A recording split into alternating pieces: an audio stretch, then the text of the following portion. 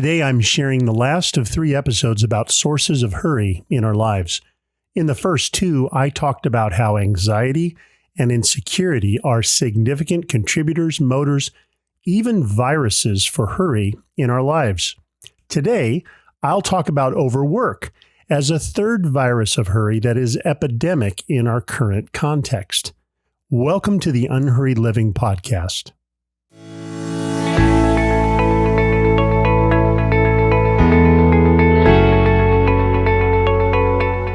Did you know that you could join a community of listeners to this podcast who are hungry to grow deeper in the unhurried way of Jesus?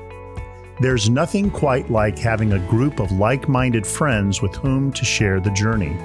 We call this group Unhurried Leaders, and in 2024, we are going through my new book, A Non-Anxious Life, in a monthly live Zoom to talk about how to live in the unhurried way of God's peace. We have 4 years of archived monthly recordings that can resource your spiritual journey. I'd love to have you join this growing online community of men and women. It's one of my most encouraging hours every month. To learn more and to join this group, please visit unhurriedliving.com/unhurriedleaders. That's unhurriedliving.com/unhurriedleaders. That's all one word. Before I share my thoughts on overwork, let me welcome you to the podcast. If you're new here, I'm glad you found us. If you haven't already, would you consider subscribing so that you won't miss an episode? And we'd love if you'd share this podcast with your friends and colleagues. All right. In An Unhurried Life, I wrote a chapter titled Productivity, Unhurried Isn't Lazy. I wrote that in part to speak to our tendency to assume that productivity is always about doing more and more and more. But what if true productivity is, at least in part, about doing qualitatively better work, even if it seems less busy than before? The thing is, there's a cultural bias for always staying busy.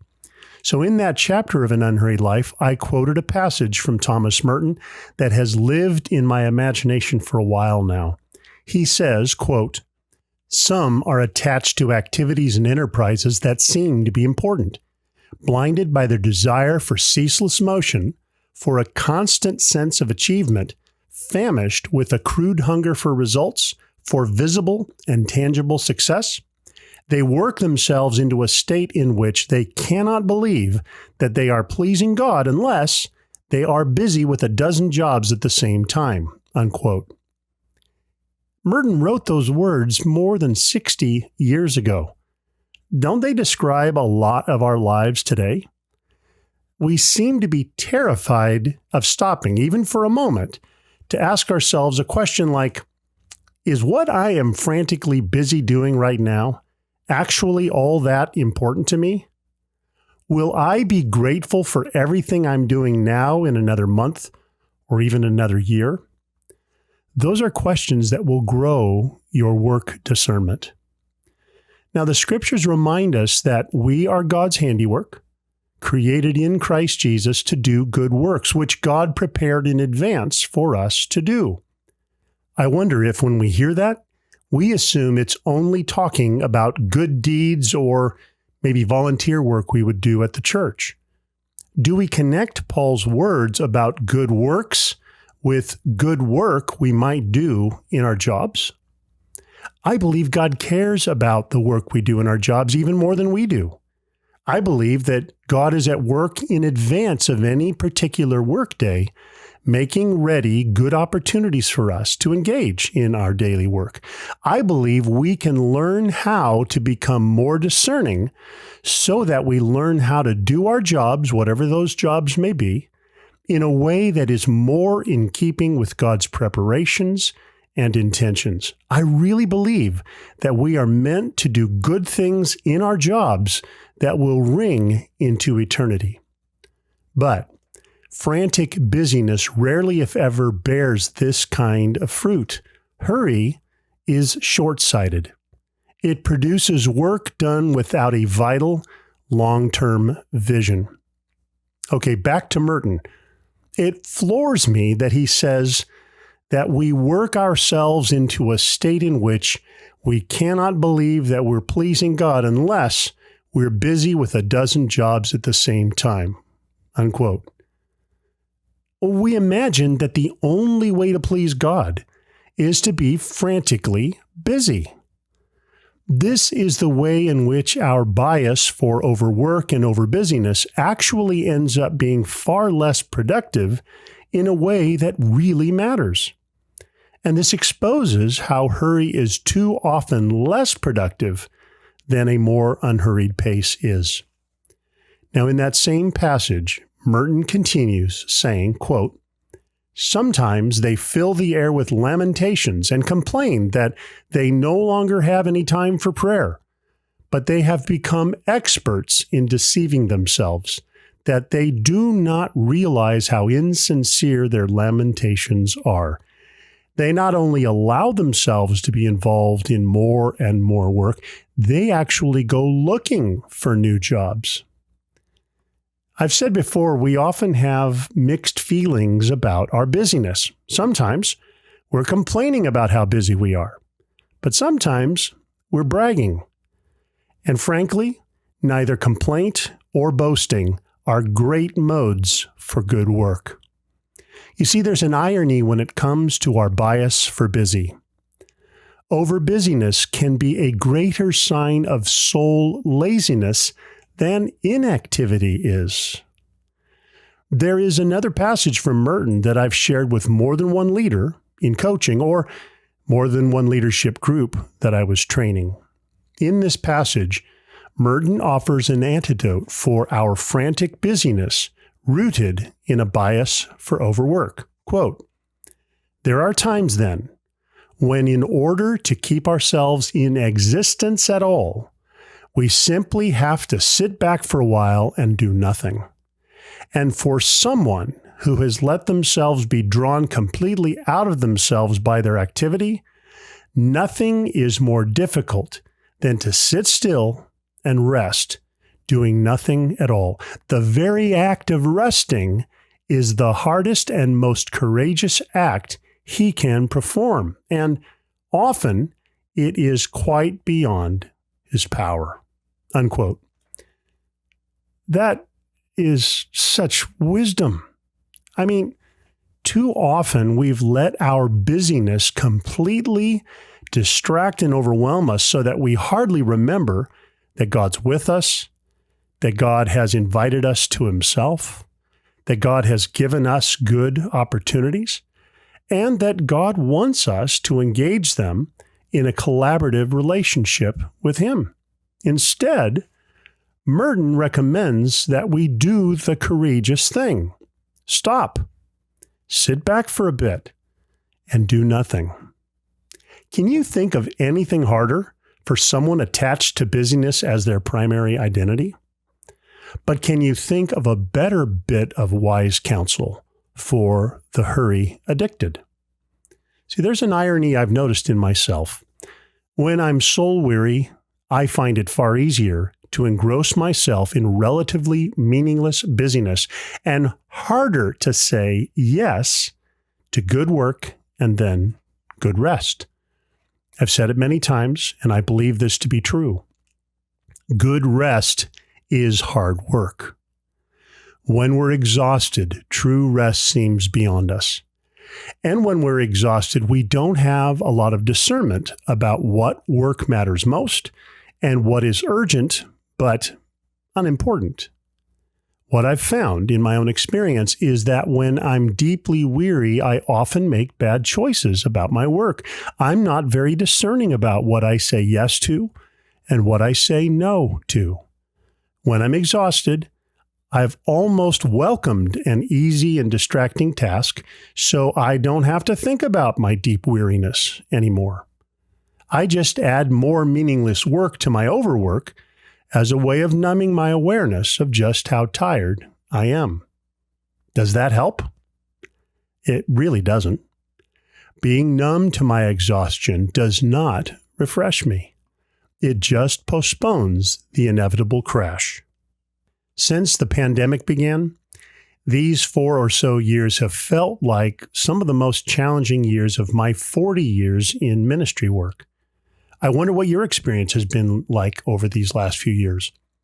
And I've said elsewhere that Jim and I have had to double down on our intention to live and work at the pace of grace, rather than letting ourselves succumb to the temptation to hurry and to overwork. Financial pressures and radical changes in the nature of our work have tempted us to overdo it. There's a sense in which my overwork is a way of saying that I believe my hurry can get more done than God's unhurried way can. It's kind of like imagining that I could make an oak tree grow in weeks and months instead of the years and decades it takes for an oak tree to mature. I still believe what I wrote about in An Unhurried Life when I said, quote, "Overwork can end up like progress made on a treadmill. Furthermore, there can be an ironic laziness about such work. The sheer quantity may be impressive, but quantity does not require as much effort from us as work that results in creativity, vitality, or joy. In that sense, overwork can be lazy work," unquote. You see, I want to do the hard work of discerning how to do my job in closer collaboration with the Spirit who is guiding and empowering me. Unfortunately, mindless busyness is easier than mindful, strategic work. It takes a bit of time to discern well how to do my job in a way Jesus might do it, to do my job in the presence of Jesus. This requires creativity and, frankly, humility. One question that's been helping me here is this: how will this work help others? How does this work bring grace into the lives of others? I've been learning that another good question that Jim and I have both been able to ask is this: what kind of space for communion with God do we need to do all the work God has entrusted to us and to do it well? We've found that we needed more uncluttered space and unhurried time than before. When my body and soul find the rest that they need in God's presence, I'm far more creative, wise, visionary, and energized in my work. My best work really does grow out of a soul at rest in God. I'd like to close with a passage that answers a common objection I get a lot whenever I talk about these things with groups of leaders. That objection usually sounds something like this: if I don't keep up with the busyness that surrounds me, I'll fall behind and I'll miss out. Something Paul says in his letter to the Corinthians has often been a source of encouragement and guidance in how to work hard without working hurried. Listen to what he says about how God's grace impacted the quality of his work. This is in 1 Corinthians 15. "By the grace of God, I am what I am, and his grace to me was not without effect. No, I worked harder than all of them, yet not I, but the grace of God that was with me." You see, grace gives Paul his sense of purpose and meaning. Grace gives Paul his sense of identity. But grace also has a profound effect on his work. He claims that he worked harder than any of the others who were called apostles. He says that it really wasn't so much him working harder, but grace more at work in and through him to motivate, to energize, and to bless the work he did for God's kingdom. When I believe more deeply that I'm not so much achieving my work as I am receiving it as a trust, I have more confidence and courage in my work. I receive what I need to work hard and well in the experienced presence of God. And when I struggle, I offer up little prayers of request about feeling stuck or discouraged or confused. You see, hard kingdom work is energized by the generous and empowering presence of God. I'll close now with this beautiful bit of counsel from Henry Nouwen. He tells us, quote, "Our task is to help people concentrate on the real but often hidden event of God's active presence in their lives. Hence, the question that must guide us is not how to keep people busy, but how to keep them from being so busy that they can no longer hear the voice of God who speaks in silence." My prayer is that you will discover a pace in your life and in your work that is more gracious and more rich in the unhurried and loving presence of your Father in heaven with you. You've been listening to the Unhurried Living Podcast. Join me next time to learn more about following the genius of Jesus' unhurried way of life and leadership.